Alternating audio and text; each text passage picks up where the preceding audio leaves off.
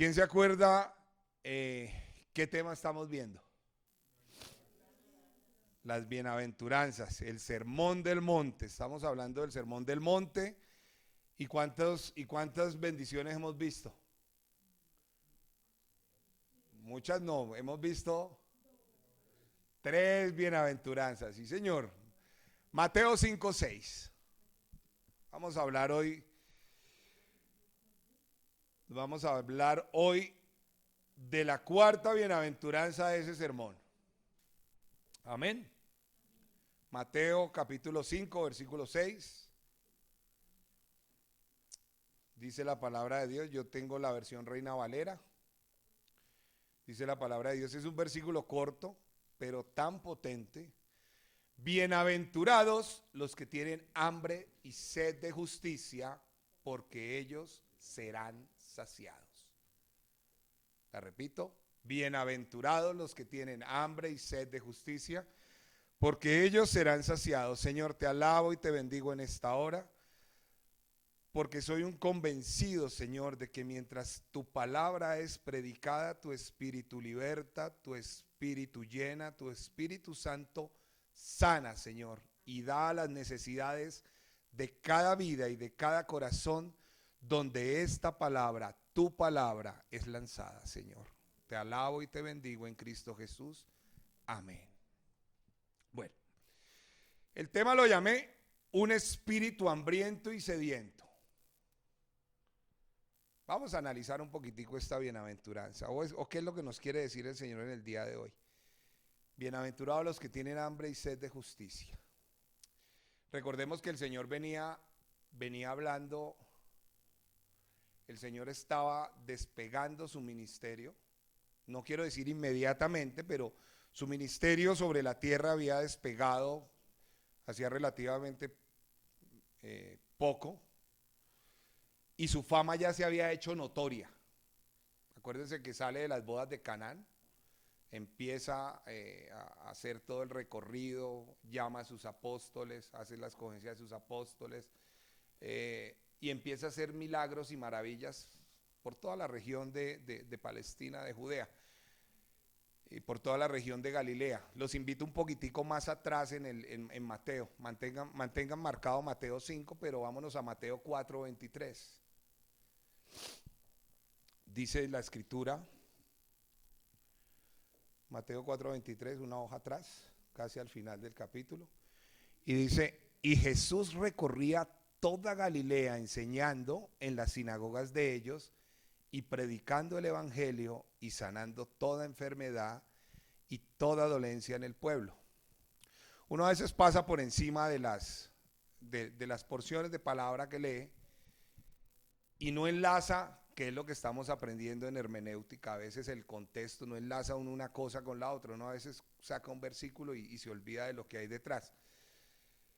Cuando el Señor le habla a esa multitud en el sermón, esa multitud no vino de la noche a la mañana. O sea, no era que el Señor se parara, aunque era Dios, y toda la multitud se reuniera alrededor de esa luz. No, el Señor había tenido y había empezado un recorrido ministerial. Y vemos que él enseñaba, ¿en dónde? En las sinagogas. Y predicaba a todo el mundo el evangelio. Pero lo interesante del punto, para llegar al contexto del sermón, es que en la medida que él predicaba, sanaba. Milagros y maravillas que seguían a la palabra, seguían al Señor. El Señor predicaba la palabra y las señales seguían. Y eso ocurre hoy en día. Yo les apuesto que si aquí o donde el Señor nos tenga el sitio para reunirnos, colocáramos un anuncio en la prensa y un aviso aquí sobre toda la 116 diciendo, hoy culto de maravillas y milagros y de prosperidad monetaria, tendríamos que alquilar el hotel y estarían escuchando hasta en la calle. Y eso fue lo que pasó en el Sermón del Monte. La gente escuchó hablar de Jesús. Y Jesús iba con sus discípulos. Si ustedes leen todo el contexto, dice en los evangelios paralelos, en Lucas, en Marcos, ustedes ven la misma historia del sermón vista con otros elementos. y ven que el Señor vio la multitud y tuvo misericordia. Tremendo, tremendo. Y esto nos conduce al Sermón del Monte. Las personas empezaron a decir, Claudia le dice a Leonardo, amor, hay un loquito que se llama Jesús que está sanando. Ese hombrecito ora y sana. ¿Por qué no vamos a escucharlo? Y yo, que sufro de muchas cosas, le digo, bueno, vamos a escucharlo. Y así, mucha multitud iba. ¿Mm? Mi gran pregunta, o la pregunta que nos deja ver el texto es, ¿y cuántos discípulos había?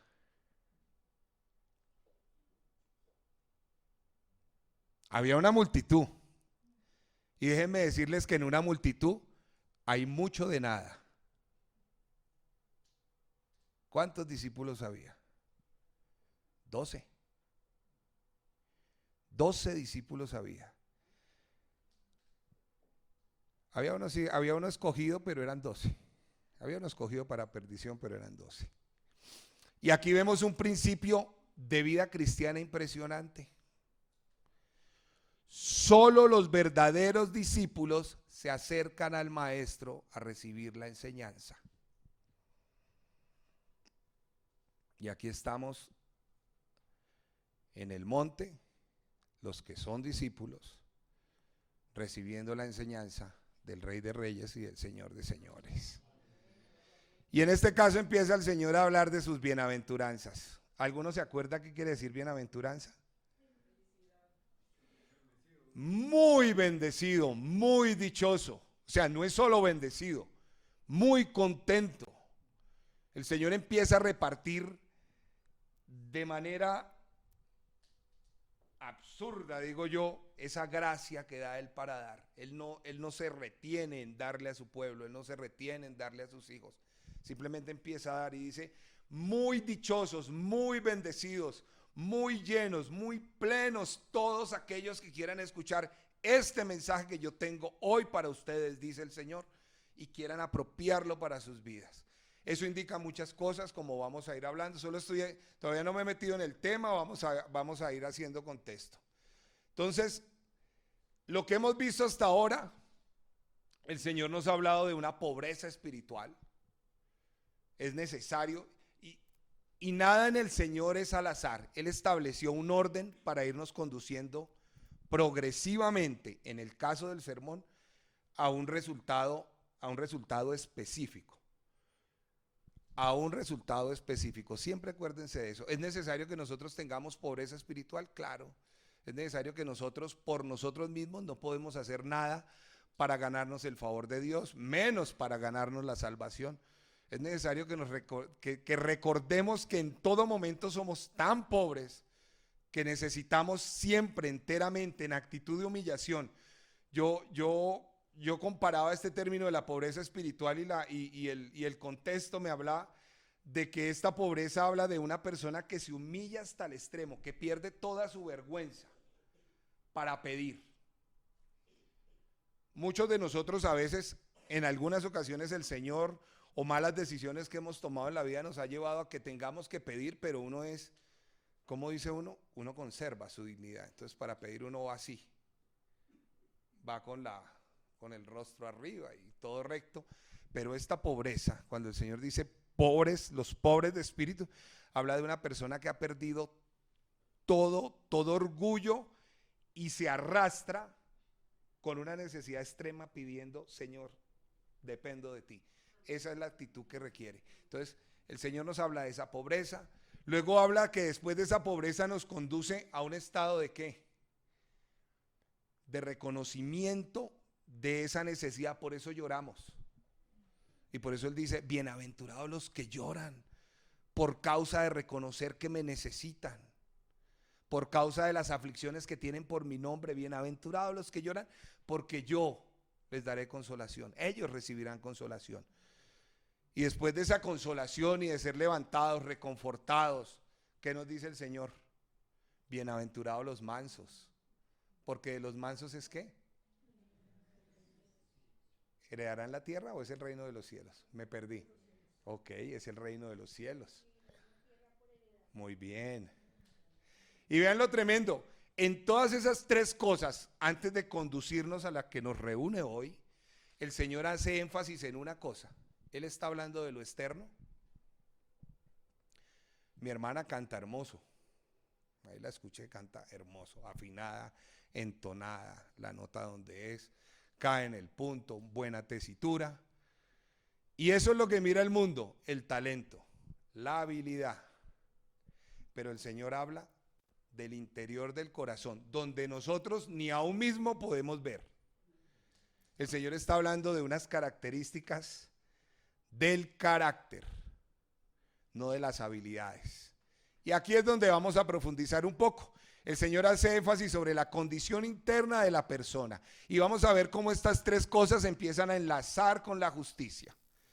Entonces, recordemos lo que hemos visto hasta ahora.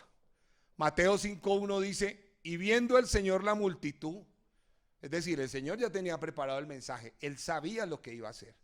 Vio esa multitud reunida y dice, y viendo la multitud, subió al monte y subiéndose, vinieron a Él sus discípulos. Confirmo, viendo la multitud subió al monte y sentándose vinieron a Él sus discípulos y abriendo su boca les enseñaba diciendo. Y como les decía, allí en la multitud hay de todo. Lo vimos en Mateo 4:23. El hijo de un carpintero sana gente. El hijo de un carpintero resucita muertos. Vamos a verlo. Esa multitud estaba llena de seguidores y simpatizantes.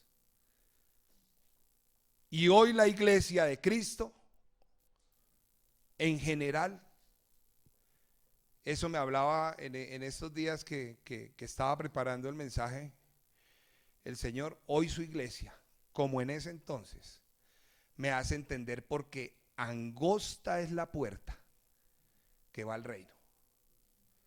Porque está llena la iglesia de simpatizantes. Porque muchos venimos a la iglesia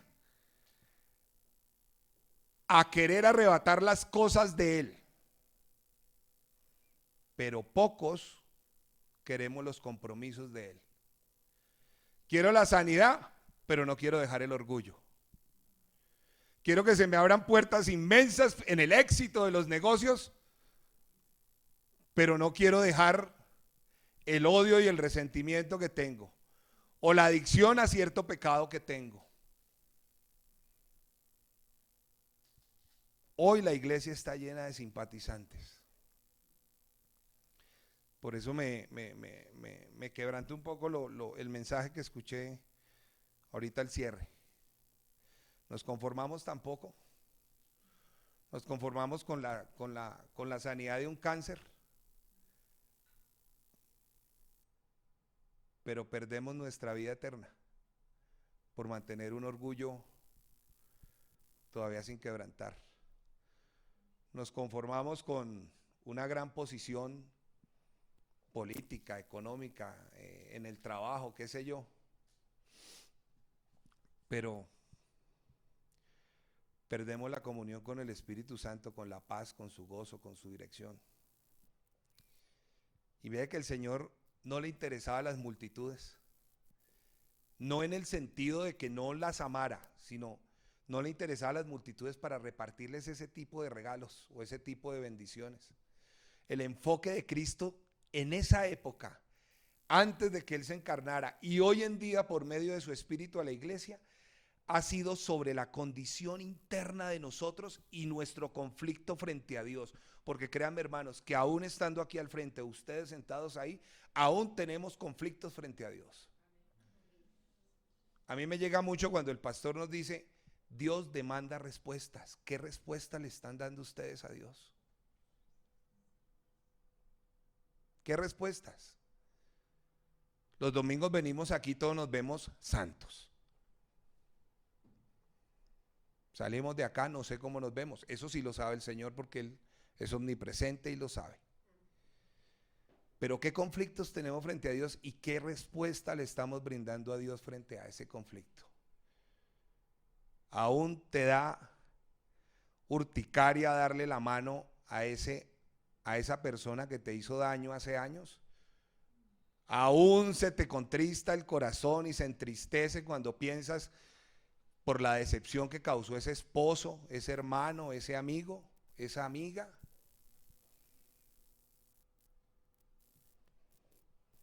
Eso es lo que nos está hablando el tema de hoy y el que nos ha tenido reunidos con el Sermón del Monte. A mí me encanta mucho el texto del monte, me encanta, me encanta. Los más viejos, como yo, que llevamos años en el Evangelio, nos parece trillado porque es un texto, si uno lo lee, es un texto sencillo, fácil, fácil de pasar. Los más viejos dicen, yo me reí hace unas semanas cuando el pastor dijo que iba a empezar este texto porque, hablo de mí, ¿no? Dije, ay, tan fácil, predicar sobre esto tan fácil.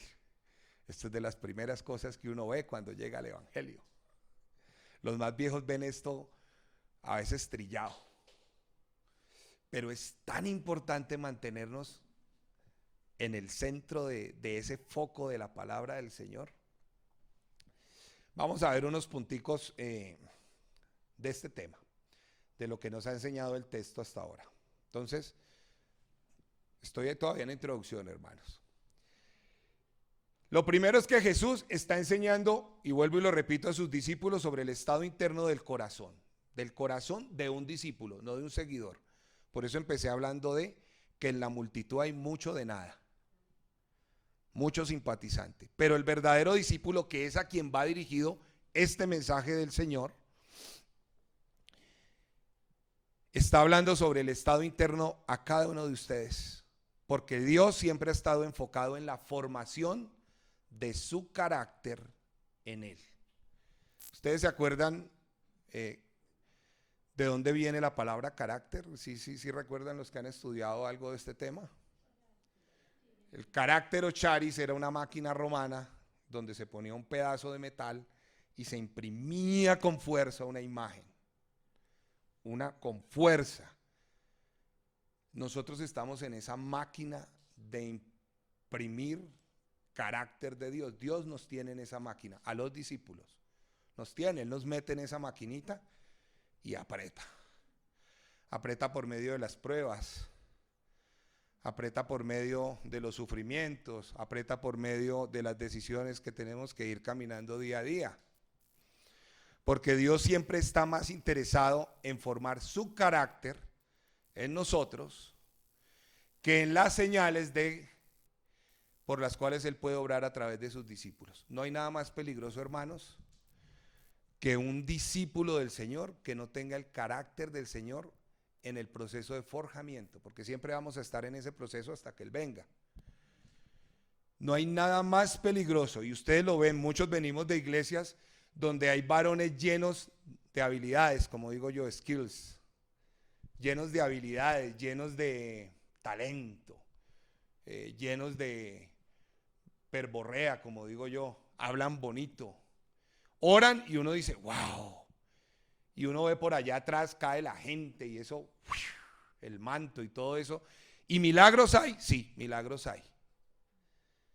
Conversiones, porque el Señor actuó a través del testimonio de esa persona, hombre o mujer, dúdolo mucho. Entonces el Señor siempre está más interesado en su carácter en nosotros que en las señales que mi hermano o hermana puedan tener cuando oran. Eso nos los enseña Mateo capítulo 5, del versículo 1 hasta que termina el Sermón del Monte. Nos enseña las características de un verdadero discípulo. Nos ha enseñado también, hasta lo que llevamos visto, las 3 bienaventuranzas anteriores, es que este carácter, estas 3 características que hemos visto, pobreza, el lloro para recibir consolación y esa mansedumbre, no es un don, no es un regalo que da Dios, no es un regalo, no es algo que mi hermana consigue postrándose en oración ni ayunando, no. Por definición, el carácter es ese conjunto de cualidades que tenemos que nos distingue de otra persona.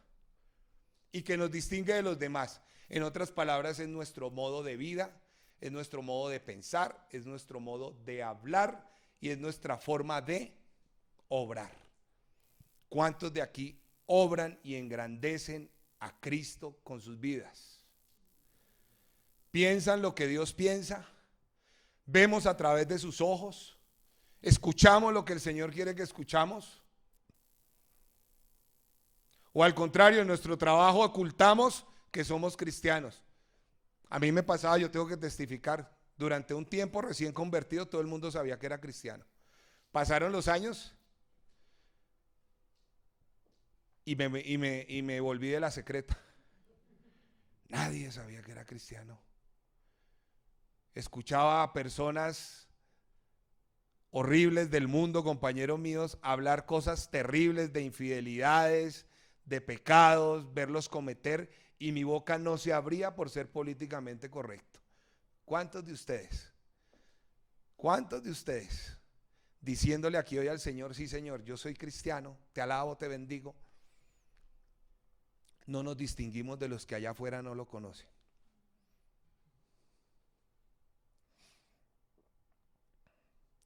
Por eso es que no me gustaba predicar de este tema, porque era muy sencillo. Afuera, todo lo que el mundo reconoce, como lo digo, es el talento, el don, las habilidades, el carisma de una persona, pero no el carácter. El carácter, mis amados hermanos, lo enfatiza y lo mira Dios. Por eso Él habla tanto de este tema. Y ahora sí, entrando en materia, Mateo 5:6. Hambre y sed de justicia. Es tan tremendo este término justicia. O sea, es un tema tan importante para Dios. En la Biblia aparece no menos de 558 veces el término justicia o justo, de Génesis a Apocalipsis. 558 veces aproximadamente encontramos el término justicia o justo. ¿Será importante para Dios? ¿Será importante para Dios cuando uno de sus salmos nos dice que el cimiento de su trono, dice el Salmo, discúlpeme, dice el Salmo 97, nubes y oscuridad alrededor de él, justicia y juicio son el cimiento de su trono? ¡Wow! O sea, donde está sentado Dios se llama justicia. El cimiento, la base más dura de él es su justicia. Me parece importantísimo que lo tengamos en cuenta. Y empezamos a meternos en el tema. Dice el Señor diciéndole a sus discípulos y predicando en el monte a toda esa multitud y a todo el que quisiera escuchar este tema. Dice, bienaventurados, muy bendecidos, muy contentos, muy dichosos los que tienen hambre y sed. Y como siempre lo digo cuando hablo con los hermanos o cuando tengo oportunidad de predicar su palabra, el Señor es un, bueno, Él es Dios, pero el Señor Jesús es tremendo cuando utiliza cada alegoría, cada figura. ¿Ustedes por qué creen que el Señor hablaba del hambre y la sed como cosas para tener en cuenta de esa justicia? O sea, Él dice, bienaventurados los que tienen hambre y sed. ¿Alguno de ustedes se ha puesto a pensar de qué tipo de hambre, de qué tipo de sed estaba hablando el Señor que sintiéramos? Sí, amén, es espiritual, hermana, pero estoy hablando del deseo, del hambre y la sed. Todavía no nos metamos en la justicia, metamos en el deseo. El Señor habla de dos necesidades básicas, hambre y sed. Son básicas del ser humano. ¿Quién no ha tenido hambre? ¿Quién no ha tenido sed? El texto nos ubica en un hambre y sed intensa, una necesidad intensa. Está hablándole a personas que realmente tienen que sentir de manera intensa hambre y sed. Tienen que sentir la necesidad de satisfacer, y redundo, esa necesidad. O sea, tengo tanta hambre y tanta sed que si no como o bebo me muero. Está hablando de ese tipo de sensación. No lo voy a preguntar porque no creo, pero sin embargo lo voy a preguntar. No creo que aquí haya sentado hoy alguien que haya estado en ese tipo de necesidad. Yo lo máximo que he durado sin comer en operaciones, sin comer nada, son 3 días. Y personalmente después del primer día se me pasa la sensación de hambre y claro, cuando vuelvo a comer, pero no es esa necesidad. Por sed, tampoco mucha. Porque uno así sea como hablábamos en operaciones militares, uno así sea en un chuquio en el monte, con una hojita y alguito, ahí uno toma. Pero el Señor está hablando de una necesidad extrema. ¿Alguno de ustedes ha sentido esa necesidad extrema? Vean lo tremendo. Porque todo eso me ponía a mí a pensar mientras el Señor hablaba mi vida para predicar esto. Leonardo, ¿tú has tenido esa necesidad extrema de mí? ¿De buscarme?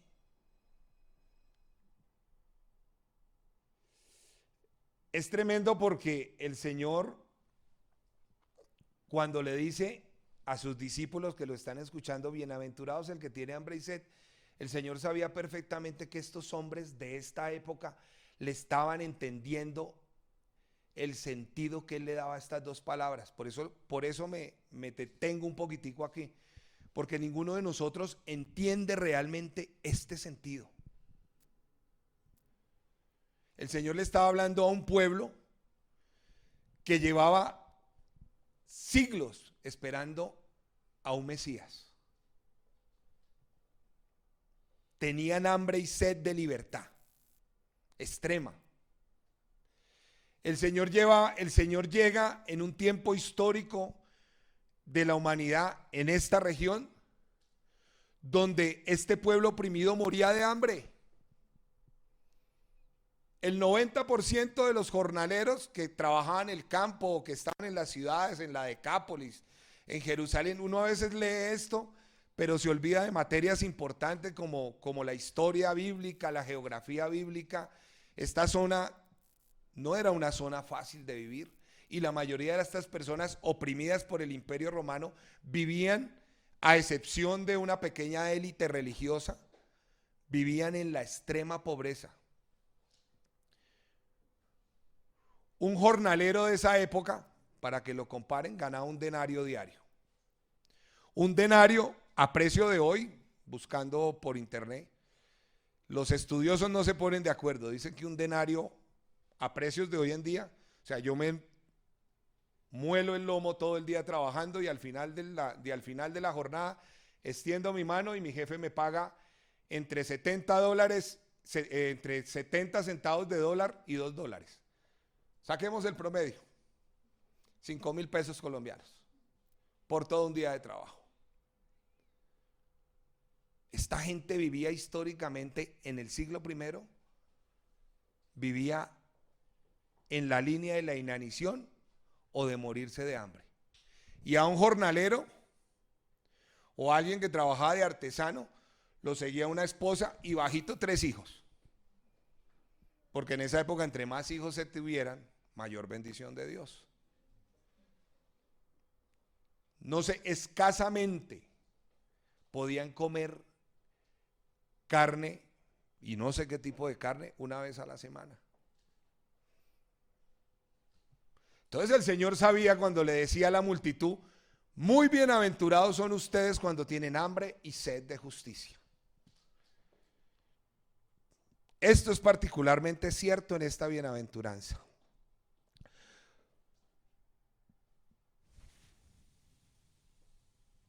Y ni hablar del caso de la sed. Ya les hablé del hambre que sentían estas personas. Hagan el paralelo con ustedes. Estas personas vivían con hambre. Aún ni siquiera estas personas que mendigan en la calle han tenido esa hambre. Mucho menos, me atrevo a decirlo, nosotros aquí. Pero el Señor decía, esa es el hambre que yo quiero que sientan por mi justicia. Y ni hablemos de la sed. Hoy en día, y voy a hablar de las personas más desfavorecidas de esta sociedad, están allí en la calle en un semáforo, pero si tienen sed, van agarran una botellita de agua vacía, van al restaurante de la esquina y le dicen, señora, ¿me regala una botella de agua? Esta señora abre la llave y algunos estudiosos dicen que el agua de Bogotá se puede beber de la llave. Pues yo no creo tanto, pero se puede beber. Y se la toman. Pero en el siglo I, ¿cuántos podían tener acceso a agua fresca? ¿Cuántos recuerdan que eran las mujeres las que se despertaban muy de mañana y las que eran pecadoras tenían que ir a mediodía con el sol más bravo? Y en el camino a ese pozo, el viento y las condiciones climáticas cambiaban y muy normalmente había una tempestad de arena. Y a esta persona le tocaba ponerse de espaldas, colocarse aquí un trapo en la boca, en la cara, en el rostro, y que esa arena le entrara por los oídos, por la nariz, por la boca, se le apelmazara en la lengua, y al terminar, ¿qué pasaba? Estaba sedienta, que se arrastraba. ¿Algunos de ustedes ha estado alguien ha estado siquiera así de sediento? Y sigue el Señor dando la alegoría. ¿Por qué no tienen hambre y sed? De Él, de buscarlo, de su presencia. Esa era la línea que el Señor exigía a sus discípulos que pasaran. Quiero que de verdad sientan morirse por mi justicia. Nosotros realmente hoy en día estamos muy lejos de esa línea que marca la verdadera hambre y sed por inanición, por muerte. Así que mis amados hermanos, estas necesidades que describe la bienaventuranza de hambre y sed no es la sensación que ustedes y yo satisfacemos en la mañana cuando interrumpimos nuestro trabajo y le decimos al compañero de escritorio, vamos y nos tomamos una gaseosita con empanadita. Y saciaron su necesidad de hambre y sed. Está hablando de un hambre de alguien que está a punto de morir por inanición o de una sed de alguien que pronto se morirá por sed. Y el Señor lo hace muy específicamente porque sentir hambre y sed no es malo, al contrario, es bueno. Porque sentir hambre y sed habla de que la persona está viva y tiene una necesidad y tiene que buscar resolver esa necesidad. Entonces, mis hermanos, lo que el Señor quiere con estas dos primeras palabras después de bienaventurados los que tienen hambre y sed, es que ustedes tengan un deseo real. Como el hambre y la sed física es real en sus vidas, que pasen de la inacción a la acción, no en palabras. Por ahí escuché hace poquito, nosotros tenemos que tener hambre y sed espiritual. Sí, ustedes se han tomado el trabajo de discernir qué es lo espiritual, por lo cual el Señor quiere que ustedes tengan, o que el Señor quiere que tengamos hambre y sed. Quiere que esa necesidad sea real. ¿Cuántos de ustedes de verdad oran como dice el salmista? Como el ciervo brama por las aguas. Busca. ¿Alguien tiene experiencias de ganadería en tiempos de sequía con el ganado?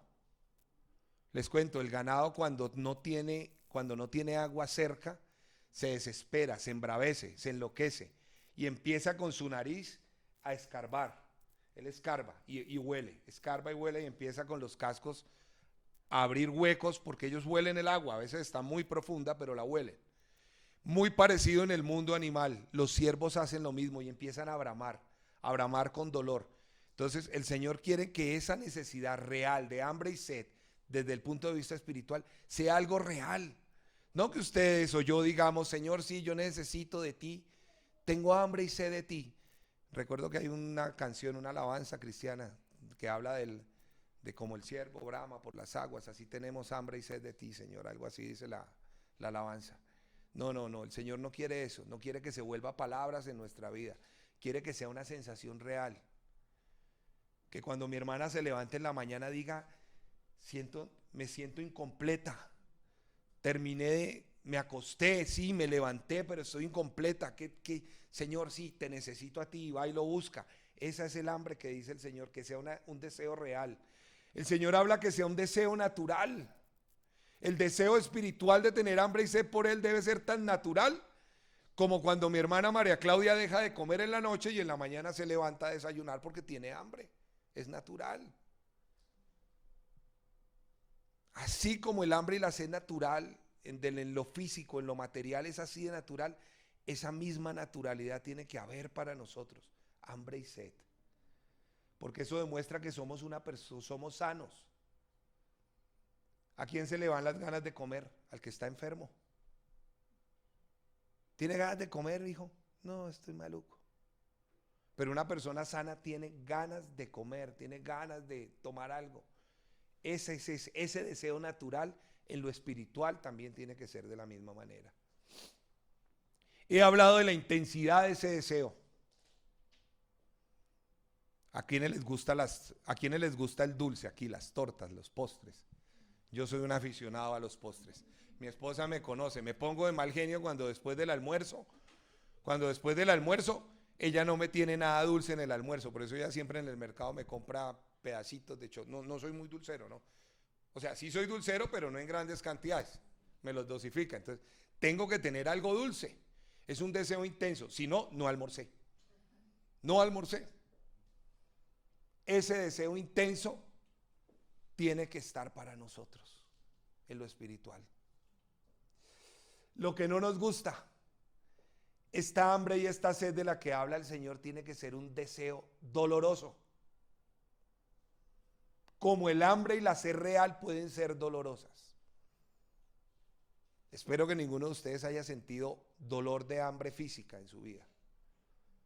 Los pocos testimonios que pude buscar por internet o que he escuchado de hombres que se han perdido en la selva y esto, son tremendos, duele. Mi esposa anoche le preguntaba desde el punto de vista médico, le preguntaba cómo puede doler el hambre y me explicaba que es que el organismo, al no tener de dónde consumir, al no tener fuentes de energía de dónde consumir, empieza a comerse a sí mismo, empieza por la grasa, lo normal, no lo sentimos, pero cuando empieza a comer la carne, que es cuando empezamos a chuparnos y empieza la piel a pegarse a los huesos, empieza a consumir la energía del riñón, la energía del hígado, y es cuando empieza los órganos internos a fallar. Todo eso duele. Y el Señor dice: requiero que tu hambre, discípulo mío, sea dolorosa en tu vida. Te tiene que doler espiritualmente el buscar mi justicia. Si no te duele, algo pasa. Y por último, el Señor hace el énfasis en esa hambre y sed de que esa necesidad tiene que ser una fuerza motriz. Hay personas que se echan a morir, pero en un verdadero discípulo, el sentir la necesidad de satisfacer el hambre y la sed debe llevarlo a moverse. ¿Qué te impide moverte, hermano, para buscar a Dios? ¿Qué te impide pasar de la inacción, de dejar que la vida, los problemas, el pecado que te tiene ahí con el grillete atado? ¿Qué te impide? ¿Qué te impide? Debe ser una fuerza motriz. Tengo hambre y sed de ti, Señor, de tu justicia. Me cansé de este pecado, Señor. Tu palabra dice que al que el Hijo del Hombre libertare sería verdaderamente libre. ¿Por qué entonces sigo atado a este pecado si tú ya me liberaste? Te mueves de la inacción a la acción y empiezas a obedecer la palabra de Dios. Empiezas a buscar al Señor de todo tu corazón, de toda tu alma, de todas tus fuerzas. Empiezas a tener una certeza total y completa, como lo dice el Shema Israel, que es: oye Israel, el Señor tu Dios uno es, y me amarás con toda tu alma, con todo tu corazón, con todas tus fuerzas. Te lleva a pasar de la inacción a la acción, una fuerza motriz. Hambre y sed de mí, dice el Señor, de mi justicia. Señor. Entonces, mis hermanos, esta bienaventuranza contiene realmente una pregunta y un desafío. La pregunta que el Señor nos está haciendo: bienaventurados los que tienen hambre y sed. No he avanzado. La pregunta que el Señor te está haciendo: ¿hasta qué punto, mi hermano, quieres mi justicia?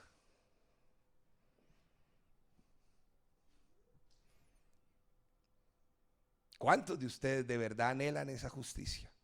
¿La quieres tanto como un hambriento quiere la comida o algo de líquido para solventar su sed? ¿Hasta qué punto es intenso ese deseo en ti de justicia? Y nos metemos en justicia, porque el Señor dice: bienaventurados los que tienen esta hambre y esta sed.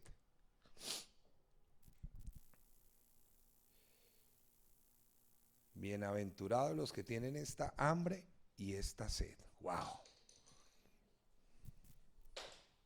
Oye, todavía estoy en la introducción, no he empezado a predicar. ¿De qué tipo de justicia habla el Señor? ¿De cuál creen ustedes, mis amados? Cuando el Señor aquí habla de justicia, habla de una cualidad del carácter que tiene que ver con todo lo recto y todo lo que es justo.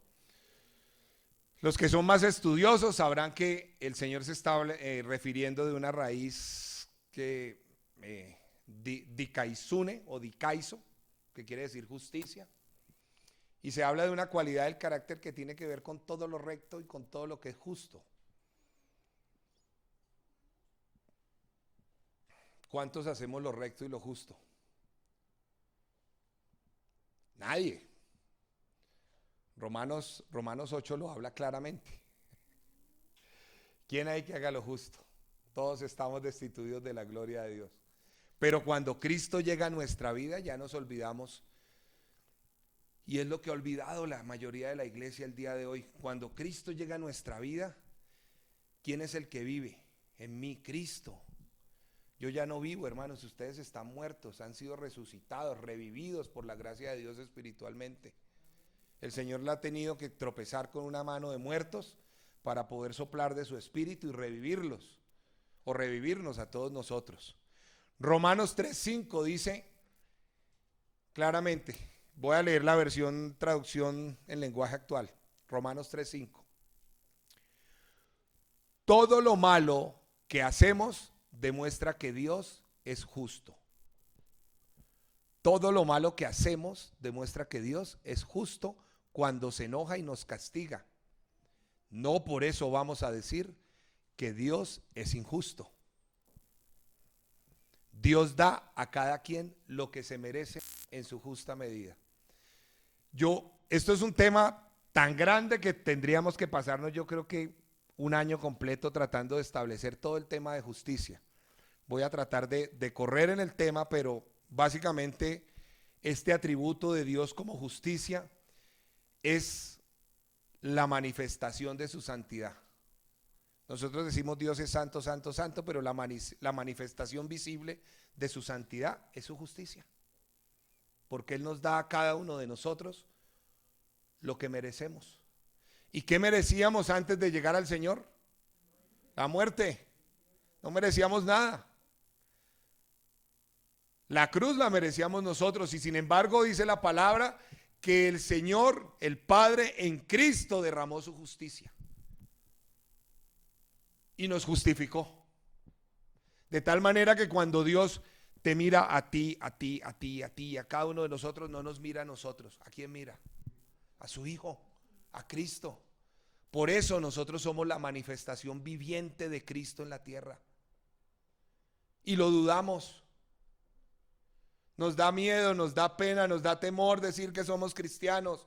Nos da miedo, nos da pena, nos da temor mostrar la luz del evangelio con nuestra vida.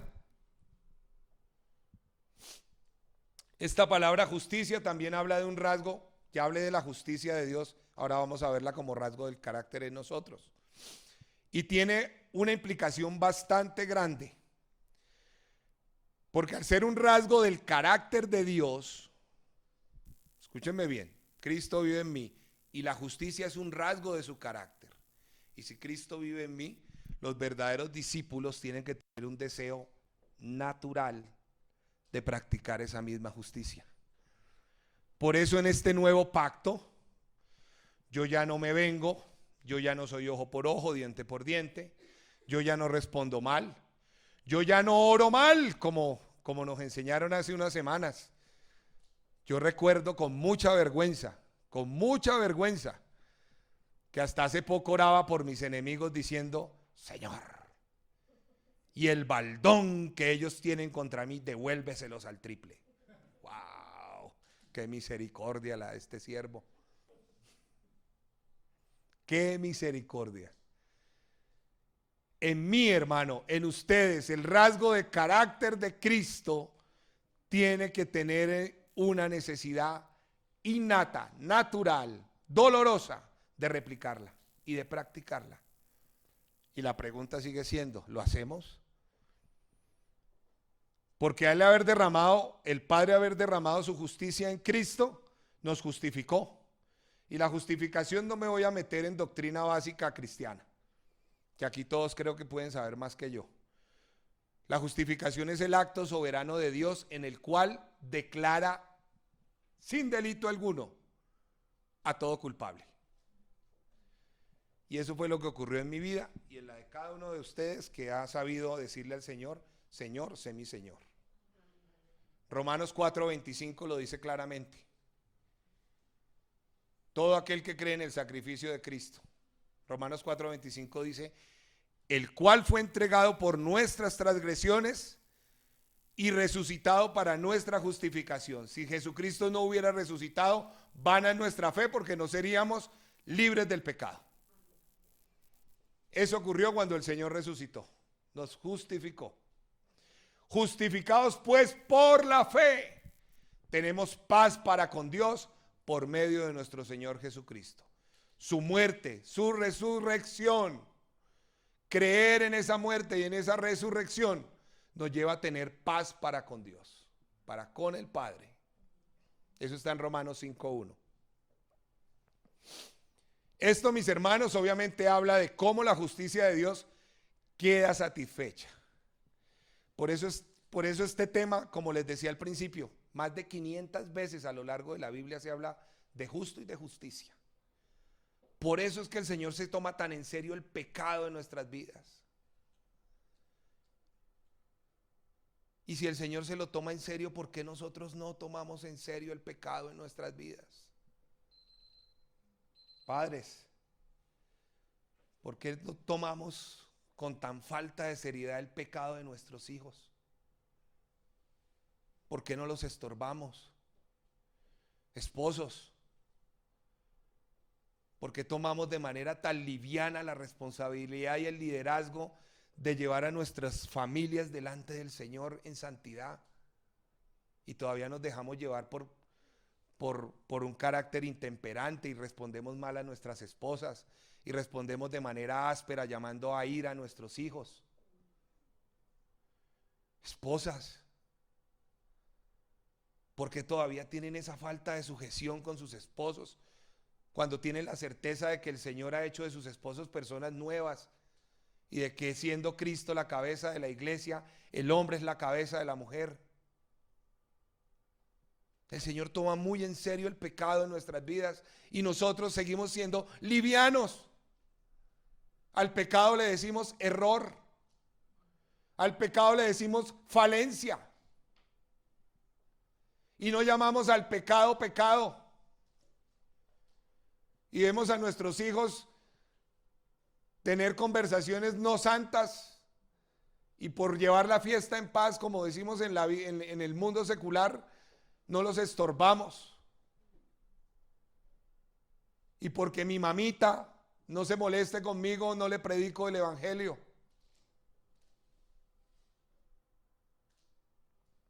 El tema del pecado, hermanos, es muy serio para el Señor. Y como Él es santo, demanda una justa justicia porque Él es recto y justo. Romanos 3, versículos 22 y 25. Dice, la justicia de Dios por medio de la fe en Jesucristo. La justicia de Dios por medio de la fe en Jesucristo para todos los que creen en Él. Porque no hay diferencia. Por cuanto unos cuantos. por cuanto todos pecamos y estamos destituidos de la gloria de Dios, siendo justificados gratis por su gracia, sin hacer nada nosotros, sin merecerlo, mediante la redención que es en Cristo Jesús, a quien el Padre Dios puso como propiciación por medio de la fe en su sangre, para manifestar su justicia a causa de haber pasado por alto en su paciencia los pecados pasados. Ya no hay delito que perseguir, hermanos. Ya no hay delito que nos alcance. Ya han sido perdonados. ¿Por qué no lo sueltan? ¿Por qué no lo sueltan? ¿Por qué todos esos altares que todavía tenemos en nuestro corazón no han sido derribados? Ya no hay pecado, fue derribado el pecado. Colgada está el acta en la cruz, exhibida, avergonzada públicamente. Satanás y sus demonios, el que nos acusaba, fue avergonzado.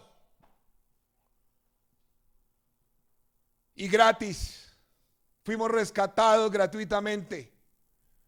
Solo costó la muerte del ser más perfecto sobre la tierra.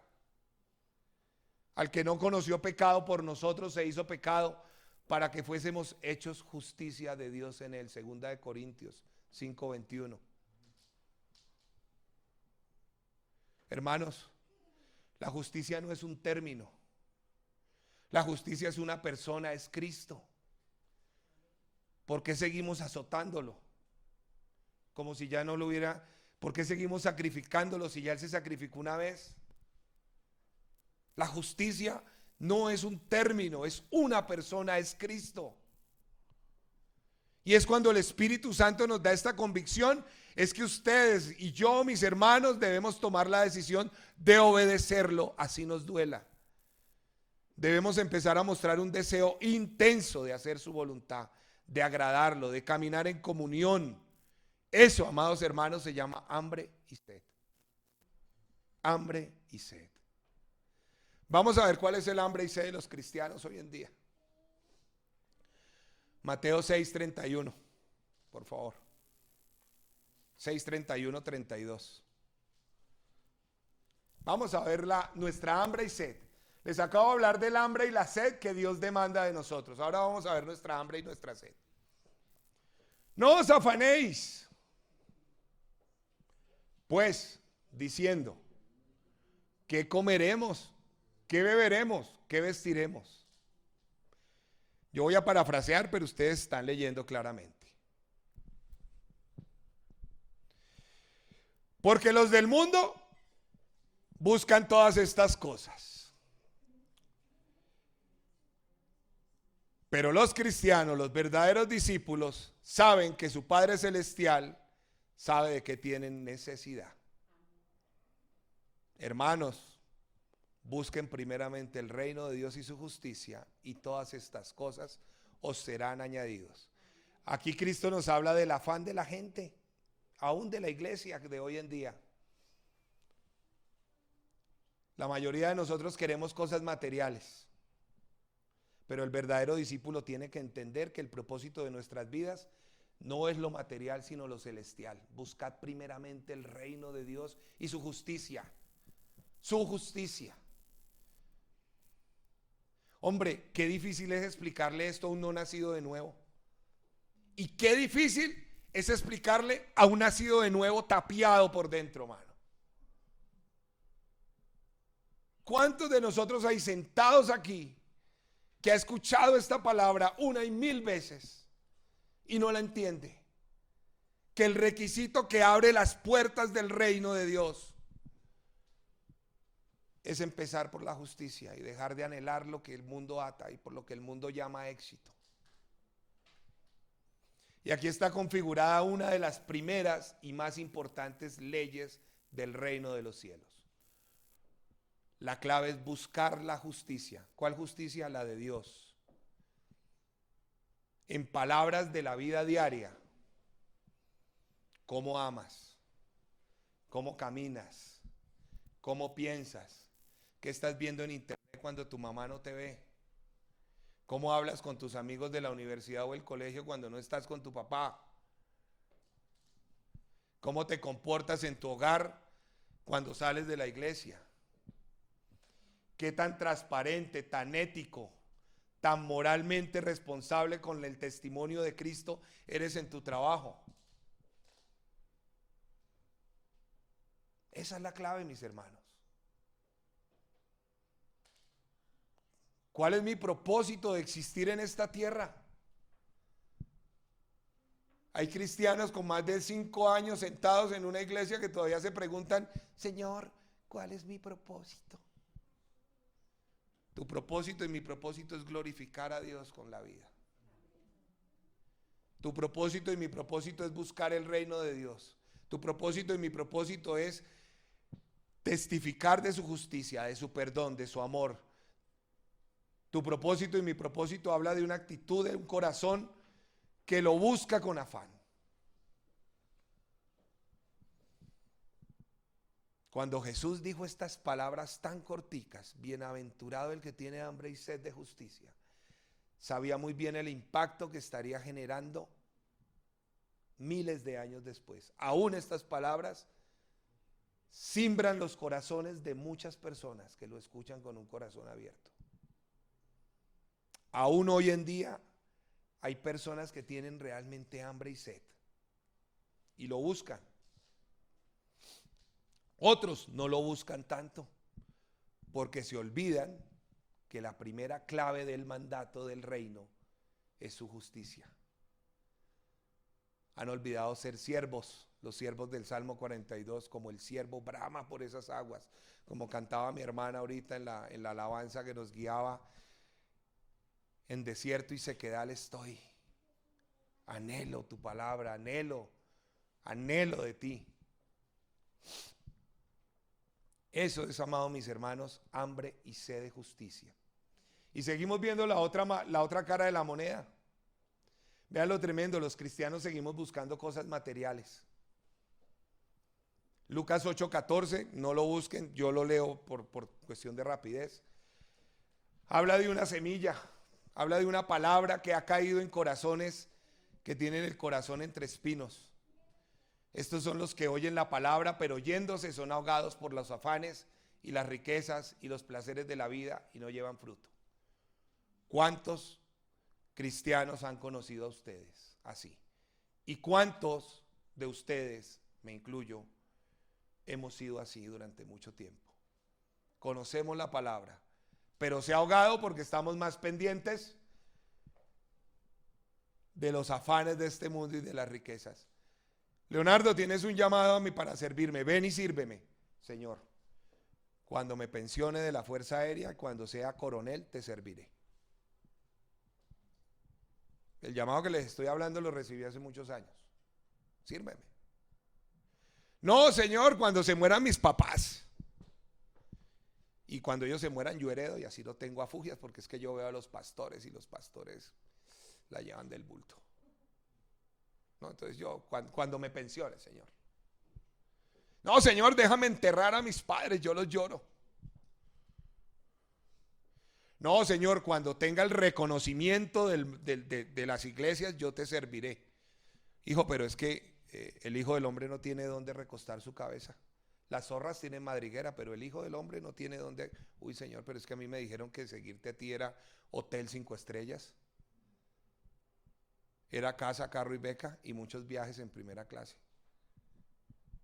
Los cristianos seguimos buscando afanes de riquezas y placeres de la vida que no llevan fruto. ¿Cuántos años hemos pasado sin dar fruto, mis hermanos? Primera de Timoteo 6:9. Los que quieren enriquecerse, y voy a parafrasear con el Evangelio, caen en tentación y lazo y en muchas codicias necias y dañosas que hunden a los hombres en destrucción y perdición. Cosas materiales seguimos buscando. Los cristianos seguimos buscando poder político, por eso todavía nos dan pa'l genio cuando hablamos de Petro, olvidando que tenemos que orar por Petro. Todavía queremos llevar un presidente cristiano para que arregle la nación. Y seguimos apoyando pastores para el Congreso. Y pastores caen en ese engaño de la política. Juan 6:15 dicen que los judíos iban a apoderarse del Señor Jesús para hacerle rey, porque tenían hambre y sed de ser liberados de los romanos. Dijeron, llegó el Mesías, mi general Mesías llegó y nos va a liberar. No, hermanos, el reino de los cielos no es eso. La libertad con que Cristo nos ha hecho libres no es política, no se logra con la política, es espiritual. Los cristianos seguimos buscando panes y peces. Muchos llegamos aquí a sentarnos a la iglesia y no son palabras mías. Ustedes me buscan no porque han escuchado mi palabra o han visto las señales, sino porque comieron el pan que les di y se hartaron. Ustedes vienen a mí es porque ayer multipliqué los panes y los peces, pero no vienen para cambiar su corazón y redimir sus vidas y arrepentirse de sus pecados. Ustedes vienen a mí no porque me necesitan a mí, sino porque yo debajo de la sotana, debajo de mi vestidura, tengo panes y peces. ¿Se dan cuenta cuál es la justicia del Señor? ¿Se dan cuenta cuál es nuestra hambre y sed de justicia? Cosas materiales. Ya voy a acabar, mis hermanos, porque si no me alargo. La gran conclusión, mis hermanos, lo más hermoso de este sermón, lo más hermoso de este versículo, es que el Señor me asegura una cosa, que si yo cumplo con esa necesidad fuerte, dolorosa, natural, de tener hambre y sed de la justicia que Él demanda, Él me promete que seré saciado, seré lleno. Saciado viene del griego chortazó. Y hermanos, esa saciedad se refiere a una satisfacción completa, a una llenura total. Los sinónimos de esta palabra saciar son llenar, hartarse, hastiarse, hasta que ya no pueda más. El Señor ha prometido saciarnos hasta que no quede el más completo resquicio de necesidad de Él. Y de esto habló el Señor en Juan 4:13. Se lo dijo a una mujer pecadora: cualquiera que bebiere de esta agua volverá a tener sed, mas el que bebiere del agua que yo le daré no tendrá sed jamás. David en el Salmo 107, versículo 9 dice: porque sacia el alma menesterosa y llena de bien el alma hambrienta. Mis amados hermanos, el mundo nos da una llenura pasajera, pero la verdadera llenura viene de Dios, quien es la fuente total de satisfacción. Él es la fuente total de satisfacción de su pueblo, de su iglesia. Y esa llenura continuará por la eternidad. ¿Ustedes han leído el contraste de esta llenura? Aquí sí los invito a que lo busquen. Ya voy a acabar. Lucas 6:21. Vámonos a Lucas 6:21, mis amados.